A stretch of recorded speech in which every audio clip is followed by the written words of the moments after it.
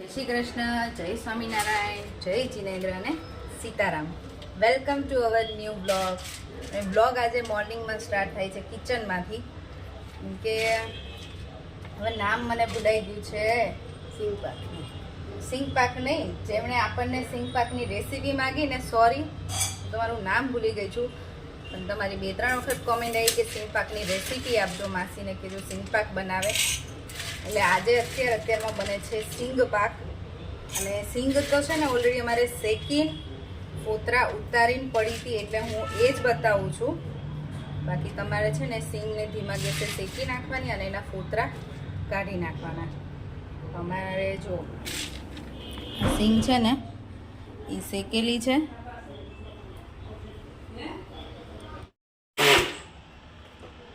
તો અહીંયા છે ને શેકેલી સિંગનો ભૂકો કરી નાખ્યો છે.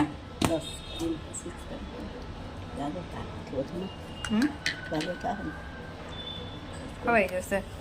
એમાં એવું છે, અમારે સિંગ પાક કોઈ ખાતું જ નથી. આ તો તમારી કોમેન્ટ આવતી હતી ને, એટલે તમને રેસીપી આપવા માટે બનાવ્યો છે. મમ્મી કે એટલે મમ્મી શેમાં જતા હતા ત્યાં તમે પ્રસાદીનું બનાવીને લઈ જતા હતા? ભજનમાં જતા હતા. 11ના ભજનમાં જતા ને ત્યારે મમ્મી સિંગ પાક પ્રસાદી માટે બનાવીને લઈ જાય. બધી 11 બધા અલગ અલગ લઈને આવે એટલે. બાકી અમારા ઘરમાં કોઈ ખાતું જ નથી.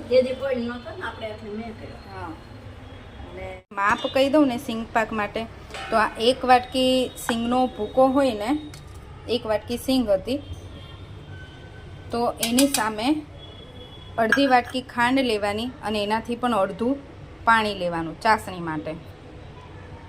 માપ કહી દઉં ને સિંગ પાક માટે, તો આ 1 વાટકી સિંગનો ભૂકો હોય ને, 1 વાટકી સિંગ હતી, તો એની સામે અડધી વાટકી ખાંડ લેવાની અને એનાથી પણ અડધું પાણી લેવાનું ચાસણી માટે.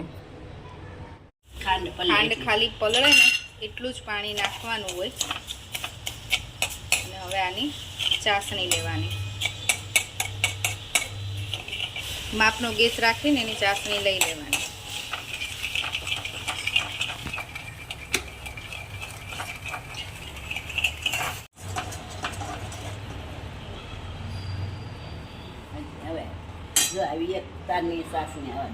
એક તારની ચાસણી આવવા દેવાની, બરાબર ને? પછી વધારે આવી જાય તો કડક થઈ જાય ને. હા,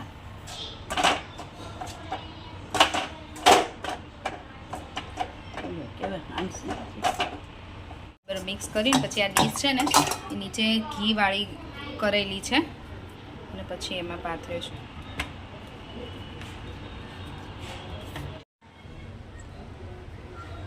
ને જો અમારા સિંગ પાક છે ને મસ્ત રેડી છે.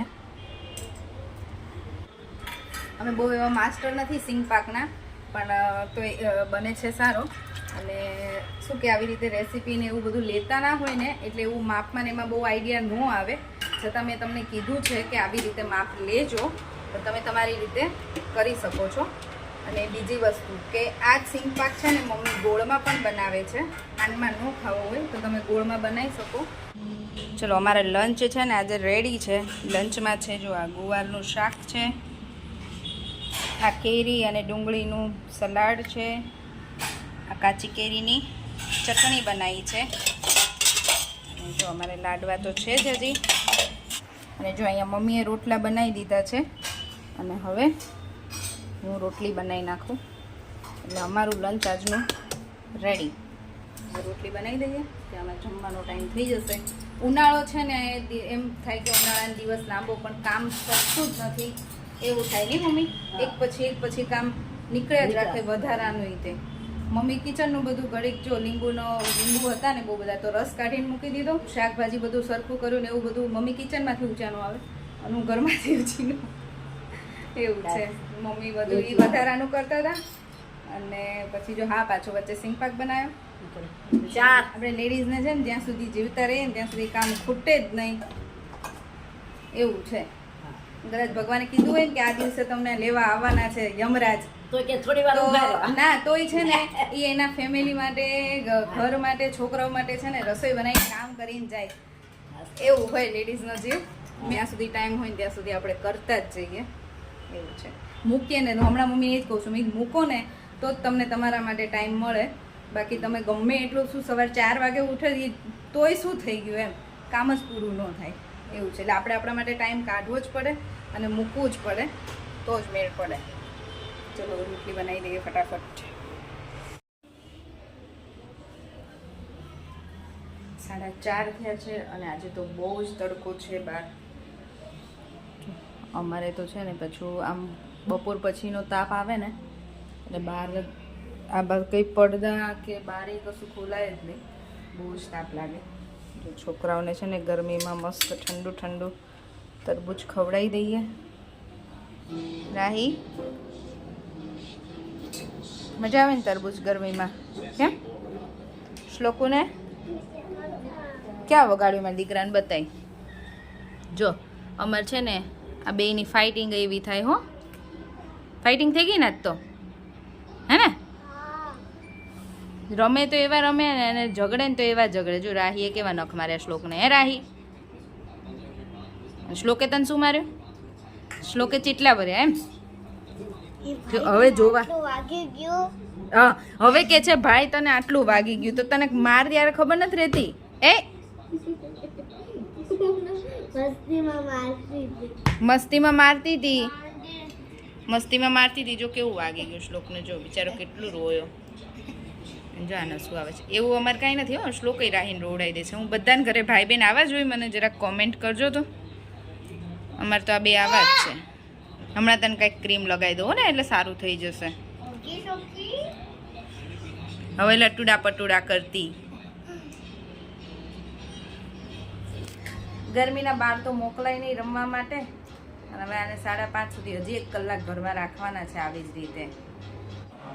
સાંજના 7 વાગવા આવ્યા છે અને હું કિચનમાં આવી ગઈ છું ક્યારની. થોડાક વાસણ હતા એ કરવાના હતા.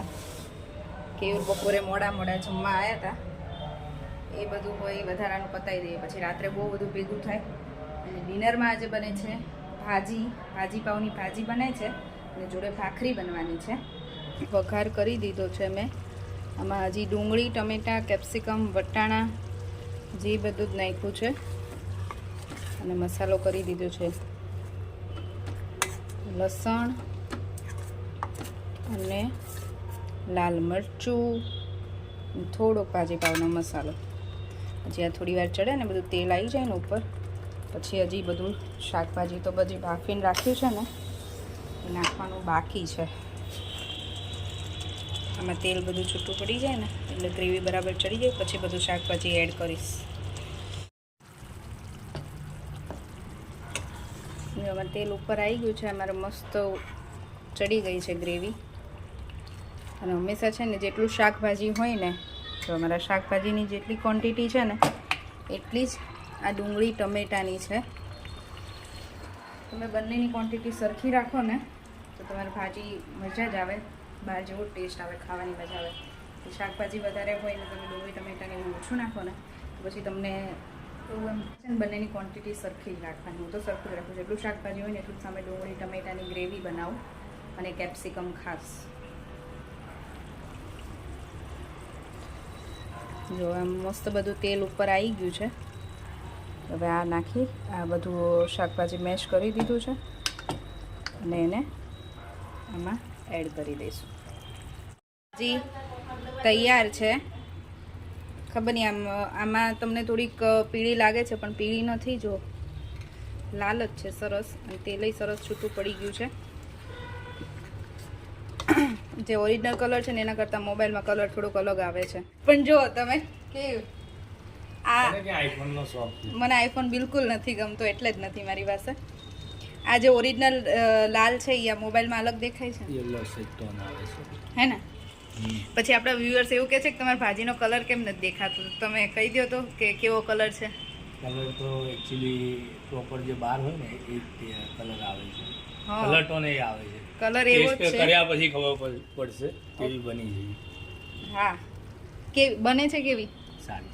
સારી બને તો પછી સારી જશે. હવે જોવામાં સારી હોય તો. પણ આમાં મોબાઈલમાં ખબર નહીં કેમ આમાં છે ને યલો ટોન ઉપર જ આવી જાય છે. એટલે પછી છે ને તમે બધા મને કોમેન્ટ કરો છો કે તમારા ભાજીનો કલર કેમ આવો છે. પણ હું આમાં હળદર નથી નાખતી. મારા મોબાઈલમાં ખબર નહીં કેમ આવો કલર આવે છે. બાકી મસ્ત રેડ કલર છે આ તો. અને તેલ યાદ તો દેખાય છે. મેં તેલ વધારે નાખ્યું છે, બાકી અમારા ઘરનાને ખાવાની હોય ને તો હું તેલ માપે જ નાખું છું. કોઈ મહેમાન હોય ને તો જ વધારે તેલ નાખું. કાશ્મીરી મરચું થોડુંક નાખ્યું છે, નહીં તો કાશ્મીરી મરચું અમારા ઘરનાને ખાવું હોય ને તો હું ઓછું નાખું. ખાલી ટેસ્ટ જોઈએ એમ. મહેમાન હોય ને તો પછી બધું સરખું તેલ ને મરચું ને બધું વધારે લાગે છે ને મમ્મી?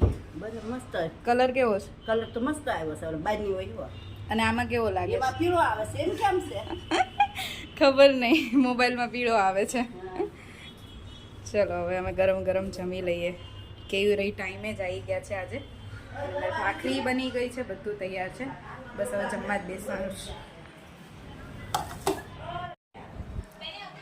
જો ડિનર કરીને તો ફ્રી થઈ ગયા. અને આ છે ને જો અમારે જેઠાલાલ તો ચાલુ જોયો બંનેને. શ્લોક મજા આવી આજે ભાજી ખાવાની? હે? અને પછી ઉપર એના ઉપર પાછું લોલીપોપ. હે? ફિયાએ મોકલ્યા છે ને એટલે લોલીપોપ મળી ગયા નહીં. ચલો નીચે રમવા જવું છે ને? હા સારું, ચલો. શું કહો મમ્મી?